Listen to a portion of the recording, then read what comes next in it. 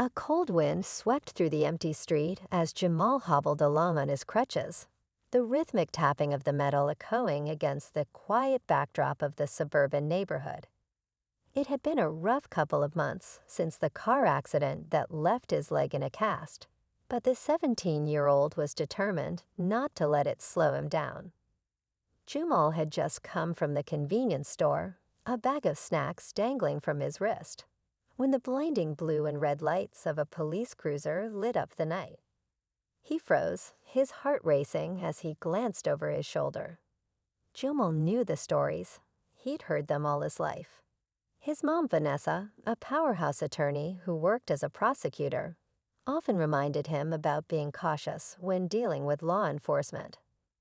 Always be respectful, stay calm, and remember who you are, she'd say.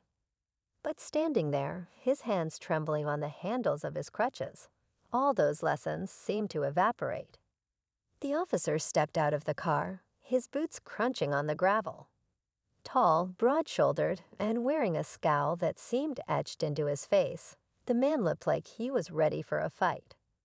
Jamal could feel the weight of the officer's gaze, scanning him up and down as though looking for trouble. "Hey, you." The officer barked, his voice sharp enough to cut through the night air. "What are you doing out here?" Jamal cleared his throat, trying to keep his voice steady. "Just heading home, sir." The officer narrowed his eyes, his hand resting on his belt where a stun gun gleamed under the streetlight. "Don't play smart with me. I've seen your type around here before." Jamal's stomach twisted. He knew exactly what the officer meant by your type, and it wasn't the first time someone had looked at him and made assumptions. Still, he tried to de-escalate the situation. "I'm not causing any trouble, sir. Just passing through." But the officer wasn't listening. His demeanor shifted, growing more aggressive with every passing second. "Empty your pockets," he demanded, his tone leaving no room for argument. Jamal hesitated. He didn't want to make any sudden moves that might be misinterpreted. Slowly, he reached into his jacket and pulled out his phone and wallet, placing them on the ground. "That's all I have."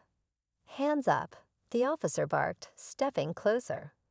Jamal struggled to balance on his crutches, his injured leg throbbing as he tried to comply. It all happened in a blur.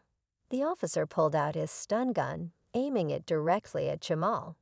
"Stop resisting," he shouted, though Jamal wasn't moving, wasn't even speaking. Before the teen could respond, a sharp crack split the air as the stun gun fired, sending volts of electricity coursing through Jamal's body. He crumpled to the ground, his crutches clattering beside him. The pain was excruciating, but even more unbearable was the humiliation and fear that gripped him. Jamal gasped for air, his voice barely a whisper, as he begged the officer to stop. Unbeknownst to the officer, someone was watching. A sleek black car pulled up to the curb, and a woman stepped out, her heels clicking sharply against the pavement. Vanessa was on her way home from a late meeting when she spotted the police cruiser and her son on the ground. Her sharp instincts as both a mother and a seasoned prosecutor kicked in immediately. "Officer, what do you think you're doing?" Vanessa's voice cut through the chaos, calm but laced with undeniable authority. The officer spun around, his face twisting in surprise and irritation. "Ma'am, step back. This doesn't concern you." "Oh, it concerns me," Vanessa said, her voice steady but growing colder with each word. She pulled out her phone and began recording, her legal mind already cataloging every detail of the encounter. "That's my son you just assaulted, and I'm going to need your badge number." The officer's bravado faltered for a moment as he glanced between Vanessa and Jamal, who was still lying on the ground. But instead of backing down, he doubled down. "Your son was acting suspiciously. I was doing my job." Vanessa's eyes narrowed.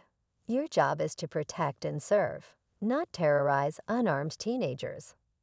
"He's on crutches, for heaven's sake." Do you really think this was necessary?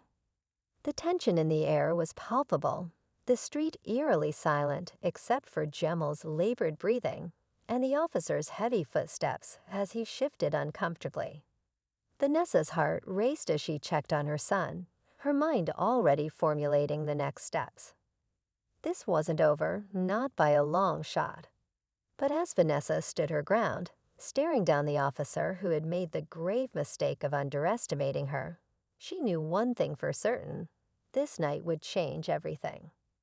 Vanessa knelt beside Jamal, her hands trembling as she brushed his curls away from his damp forehead. His eyes fluttered open, filled with pain and confusion. "Mom," he whispered, his voice weak. "I didn't do anything." "I know, baby. I know," Vanessa said softly, her voice barely steady. Her blood boiled, but she couldn't let her anger show, not yet. She had to stay focused, had to protect her son. She stood and turned back to the officer, who was now fidgeting nervously under her piercing gaze. "Do you have any idea who I am?" Vanessa asked, her tone sharp. The officer straightened his posture, his earlier bravado creeping back. "I don't care who you are, ma'am. Your son was acting suspiciously, and I had to act." Vanessa let out a bitter laugh, disbelief etched on her face. "Suspicious? He's a kid with a broken leg, holding a bag of chips. What exactly about that was a threat to you?" She stepped closer, her phone still recording every word, every movement. "You assaulted my son for no reason, and now you're scrambling to justify it. You're going to regret this." Behind the bravado, the officer's face betrayed a flicker of fear. He wasn't used to being challenged, especially not by someone who clearly knew her rights and the law. But rather than admit fault, he doubled down, his pride outweighing his sense of judgment. "Ma'am, I'm warning you," he said, pointing a finger at her. "Interfering with a police officer's duties is a serious offense." "Is that supposed to scare me?" Vanessa shot back, her voice unwavering. "You don't get to intimidate me. Not tonight. Not ever." As Vanessa spoke, neighbors began peeking out of their windows, some stepping onto their porches. The quiet street was now alive with murmurs, the faint glow of porch lights casting long shadows. One of them, an elderly man named Mr. Carter, pulled out his phone and began recording. He'd lived in the neighborhood for years and had seen too many incidents like this to stay silent. "Hey, officer," Mr. Carter called out. "What's your badge number? We all saw what you did to that boy." The officer's jaw tightened as he glanced around, realizing the situation was spiraling out of his control. But instead of retreating, he grabbed his radio and called for backup, his voice clipped and tense. Vanessa's stomach churned. She knew what backup meant: more uniforms, more escalation. She had to think quickly. Turning her attention back to Jamal, she gently helped him sit up, whispering, "I've got you, sweetheart. Stay with me." Jamal nodded weakly, his breath shallow. He trusted his mom, but the fear in his eyes was unmistakable. He had seen too many stories where things like this didn't end well, and he couldn't shake the thought that he might become another headline. As more police cars pulled up, Vanessa felt the weight of the moment pressing down on her. She knew the law inside and out, but standing there in the middle of the street, surrounded by officers who were quick to act and slow to listen, she also knew how fragile justice could be. One of the new arrivals, a sergeant with a graying mustache, stepped out of his vehicle and approached. He looked between Vanessa and the officer who had started it all, his face grim. "What's going on here?" he asked, his tone cautious. Vanessa didn't hesitate. "Your officer attacked my son without cause," she said, her voice steady but filled with barely contained rage. "He's on crutches, recovering from an injury, and this man shot him with a stun gun. I have it all on video." The sergeant's expression shifted, his professional mask faltering for a brief moment. He turned to the officer, who was now avoiding eye contact. "Is this true?" He was acting suspiciously, the officer repeated, but his voice lacked conviction. The surgeon sighed, pinching the bridge of his nose. He knew this wasn't going to end well, for anyone. Turning back to Vanessa, he said, "Ma'am, let's handle this calmly. I assure you, we'll conduct an investigation." Vanessa shook her head, her eyes blazing. "An investigation? No, you're not brushing this under the rug. I'm calling the district attorney tonight, and you better believe this will be in court. I'm not just a mom, I'm a prosecutor, and I know exactly how to hold you all accountable." The officers exchanged uneasy glances, the weight of Vanessa's words sinking in. This wasn't just another routine incident. This was going to be a storm. Meanwhile, Jomal sat on the curb, his body aching but his mind racing. He couldn't believe this was happening, couldn't believe how quickly a quiet night had turned into chaos. As he looked around, he saw the neighbors, people he'd grown up around, filming, murmuring, shaking their heads in disbelief. The tension reached its peak when another car pulled up, but this one wasn't a police vehicle. It was a sleek black sedan with government plates. The door opened, and out stepped a tall man in a sharp suit, his expression unreadable. Vanessa's heart skipped a beat as she recognized him. It was Anthony Miller, her colleague from the prosecutor's office. He walked up to her, his presence commanding attention. "Vanessa," he said, his voice low, "I got your message. What's the situation?" The video went viral, sparking a wave of support from people around the world. Messages poured in, offering encouragement and solidarity. Jamal began to see that his voice mattered, that speaking out could inspire change. The case went to court, and Vanessa stood firm as the lead prosecutor. She presented an unassailable case, relying on the video evidence, eyewitness accounts, and a history of complaints against the officer. Her arguments were compelling, and as she spoke, the courtroom was silent, everyone hanging on her every word. Relief washed over her, but only for a moment. "Anthony, this officer assaulted my son," she said, gesturing to Jamal. "I have video evidence, and so do the neighbors. We need to act now." Anthony nodded, his jaw tightening as he surveyed the scene. Turning to the sergeant, he said, "This is serious. I'm going to need all body cam footage from your officers, and I'll be speaking with the chief first thing in the morning. You don't want to play games with this." The sergeant nodded, his face pale. The balance of power had shifted, and everyone could feel it. But the tension in the air didn't dissipate. If anything, it grew heavier, the unspoken question hanging over everyone's heads. What would happen next? As Vanessa helped Jamal to his feet, her mind raced with thoughts of what lay ahead. This was far from over, but she wasn't backing down. Not for her son, and not for the countless others who had been in his position. This was her fight now, and she was ready for it. Vanessa's grip tightened on Jamal as she guided him to the black sedan, her heart pounding with equal parts fury and determination. She glanced back at the officers, their confidence visibly shaken under the weight of the unfolding situation.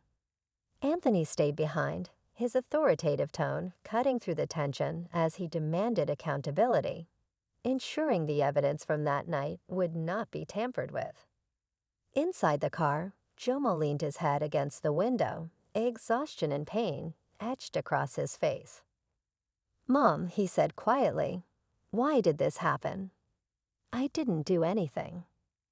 Vanessa swallowed the lump in her throat, her voice soft but steady. "Sometimes people see what they want to see, Jamal. But what matters is we don't let their ignorance define us. We fight back with the truth." The next few days were a whirlwind. Vanessa wasted no time filing formal complaints and sharing the video evidence with the district attorney's office. The footage quickly gained traction, not only in legal circles, but also online. The story of a black teen on crutches being unjustly attacked by a racist cop struck a chord, sparking outrage and discussions about accountability in law enforcement. As the investigation unfolded, the officer in question was suspended, pending an internal review. Vanessa made it clear that wasn't enough. She met with community leaders, organized press conferences, and used her platform to shed light on the systemic issues that allowed incidents like this to happen. Jumal's story became a rallying cry for justice, resonating far beyond their small suburban neighborhood. Meanwhile, Jumal struggled to process everything. He hated being in the spotlight, hated that his pain had become a public spectacle. But when Vanessa had encouraged him to share his story in his own words, he agreed, realizing it was an opportunity to make a difference. In a heartfelt video, Jumal described what it felt like to be targeted, to feel powerless, and to live in fear of those meant to protect him. The video went viral, sparking a wave of support from people around the world. Messages poured in, offering encouragement and solidarity. Jumal began to see that his voice mattered, that speaking out could inspire change. The case went to court, and Vanessa stood firm as the lead prosecutor. She presented an unassailable case, relying on the video evidence, eyewitness accounts, and a history of complaints against the officer. Her arguments were compelling, and as she spoke, the courtroom was silent, everyone hanging on her every word. The trial became a pivotal moment, not just for Jumal, but for the community. When the verdict was finally read, guilty of excessive force and misconduct, a collective sigh of relief swept through the courtroom. Vanessa hugged Jumal tightly, tears streaming down her face. Justice had been served, but she knew this was just one battle in a much larger fight. The trial became a pivotal moment, not just for Jumal, but for the community. When the verdict was finally read, guilty of excessive force and misconduct, a collective sigh of relief swept through the courtroom. Vanessa hugged Jumal tightly, tears streaming down her face. Justice had been served, but she knew this was just one battle in a much larger fight. In the weeks that followed, the story continued to resonate. The officer's conviction sparked renewed conversations about reform, and Vanessa worked tirelessly to push for meaningful changes in the system.